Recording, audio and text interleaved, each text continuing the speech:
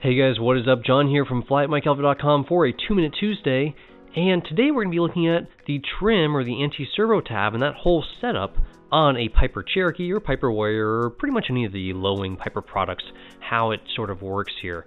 So in the very back, when you take off that tail cone, you have this spool, and as I'm spinning the trim wheel or the trim knob inside the airplane, you can see those skinny little cables that run all the way through the fuselage spin on this spool and turn that spool around, and that is what moves this screw, this jack screw, up and down to move the anti-servo tab to affect the trim of the aircraft.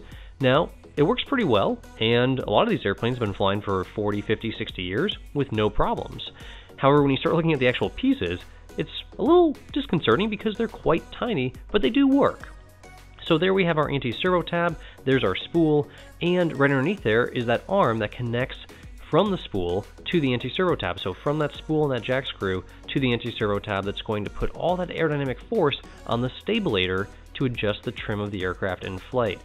That one tiny little bolt that looks to be about a 3/16 bolt is what's holding it all together, and even more disconcerting is just the two little bolts that hold your entire stabilator on. That is the entire hinge assembly, those little 1/4-inch bolts, or maybe they're 5/16 bolts, that hold the entire stabilator to the tail of the aircraft. And I don't think I really have to explain to you what would happen if either of those bolts happen to fail. So luckily, the mechanics taking care of this airplane do a really good job. They put some Loctite, some little marker sealant on the nut so they can see if there's any movement, if the nut's coming loose on that during the inspections. Not much of a way to check for this on pre-flight other than just lift up and down on the stabilator and listen for any looseness or clunking. That would be a big sign that something's getting loose in there, and it could be a very bad day if one of those ever came off.